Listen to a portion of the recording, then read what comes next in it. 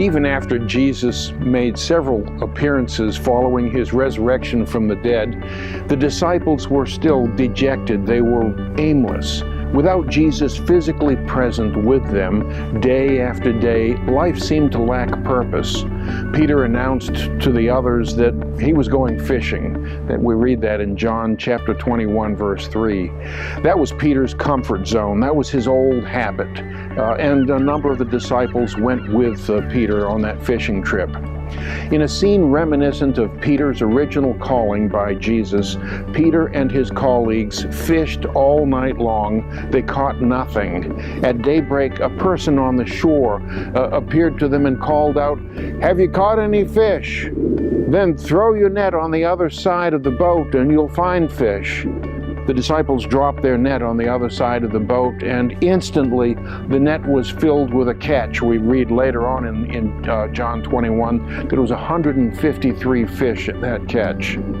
At that point, John and Peter recognized the familiar scene. They realized that the person ashore was Jesus.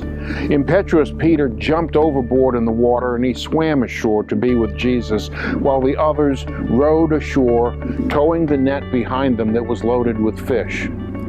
Jesus had a campfire on the beach where he was cooking fish and loaves of bread.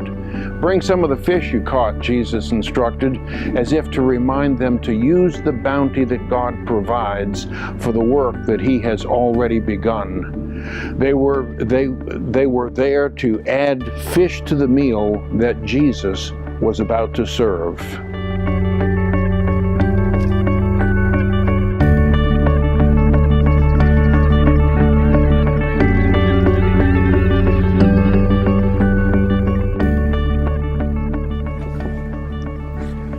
Once the disciples and Jesus were all together ashore, then came the exchange between Jesus and Peter, for which this passage is best known. 3 times Jesus asked Peter, "Do you love me?" The Greeks differentiate between nuances of meaning for the word that is translated in English as love. Each time Jesus asked the question, "Peter, do you love me?" the meaning of the word love was slightly different in both the question and in the answer. The first time that Jesus asked, "Peter, do you love me?" More than these, referring to the other disciples, Jesus used the word for love that is agape in the Greek. Agape love is selfless, sacrificial, unconditional love. And so when the question was asked, Peter's response was, "Yes, Lord, you know that I love you." But when Peter responded, he was using the word for love that is phileo in Greek, meaning brotherly love. Jesus responded, "Then feed my lambs." The second time that Jesus asked the question, "Peter, do you love me?" Jesus again spoke of agape love, and Peter again answered in the affirmative, but again responded using the term phileo, or brotherly love. Then, "Care for my sheep," was Jesus' response. The third time that Jesus asked the question, "Peter, do you love me?" Jesus employed the word for love that in Greek is translated as phileo, meaning friendship or brotherhood. By this time, Peter was feeling remorseful. Peter recognized that he had let Jesus down. Just a week or so previously, Peter had 3 times publicly denied that he even knew Jesus. That was shortly after Jesus' arrest.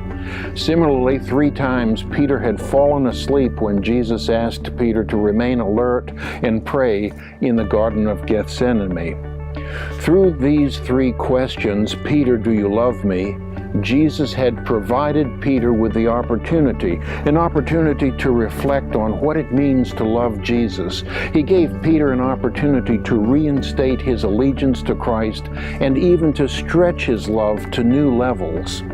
When Jesus told Peter, "Then feed my sheep," or "care for my sheep," Jesus was commissioning Peter to become the leader, the caretaker of the church that was about to be birthed.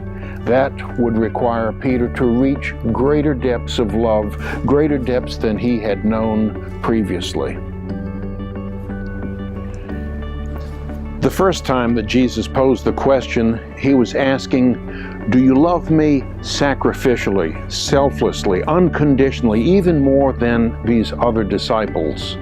The second time, Jesus was asking the question, if Peter himself loved Jesus, do you love me personally, sacrificially, selflessly? And then the third time he was asking, are you even my friend? Jesus' questions for introspection to Peter apply to each one of us. Consider these questions, if you will. Question number 1, do you love Jesus more than others? That is, are you willing to be different, to stand out in a crowd as a follower of Jesus?